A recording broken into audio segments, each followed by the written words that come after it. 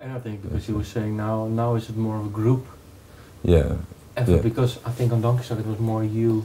Yeah, yeah, it's definitely was a lot more of, you know, or sort of like orchestrating it a bit, I suppose. It definitely had a much firmer hold of the reins, you know, whereas then with, you know, as the band sort of progressed, I kind of learnt that, you know, there's certain things that other people in the group did a lot better than I can do. So, Name me one. Guitar solos. I could name you loads. That's not true about guitar solos. You know, so, well, like, but yeah, like sometimes if I would write a song and I'd say, right, I think that the bit that Babak was playing should kind of go like this, and then so I'd go, oh, maybe play it like that, and then Babak would go, oh, I could play it like this, which would be much better, or, you know, and so that kind of thing, you know, and just restructuring songs a bit so it's not always done the way I immediately assume it should be done. You know, people can just, you know, 5 heads instead of one is, you know, 5 brains.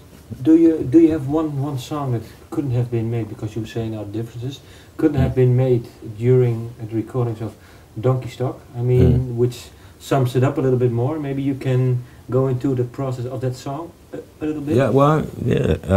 There's a song on the album called maybe like "You Try Sober." Is a song that I don't think could have been written. I mean, for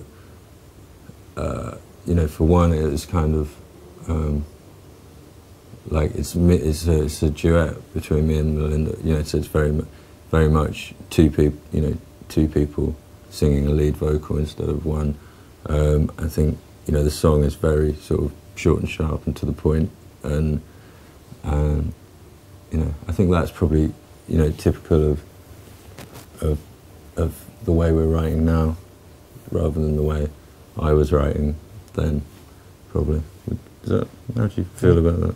I'll agree with that. We're in agreement about that. So that song, I would say, typifies it.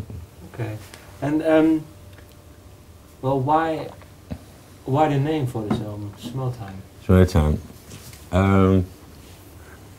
Naming albums, naming bands, I think all these things are really kind of tough. It's quite important in some ways, and it's, but with Schmotime, we thought a lot of bands kind of sort of come out, you know, with the first album as this kind of big fanfare of you know, here it comes, the big album from whoever, and we've kind of faffed about quite a bit and released little things here and there before actually releasing the album. So we kind of thought, instead of it being sort of Showtime, it'd be, you know, Schmotime, like idiot time. It's just sort of slightly what's the word? Depreciating. Slightly self-depreciating, but, you know, just slightly against the big. I think we might be a bit embarrassed of the big. Maybe in 5 years we'll become crazy egomaniacs, and you'll look back and you'll like this Schmotime era. Go out of those days. And what is the well, because I don't know the word Schmo. No. No, I'm sorry. What? I think a Schmo is like an idiot.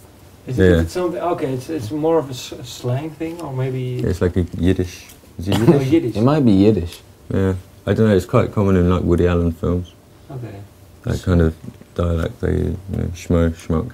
And you like Woody Allen films then? Yeah, the old ones. Okay.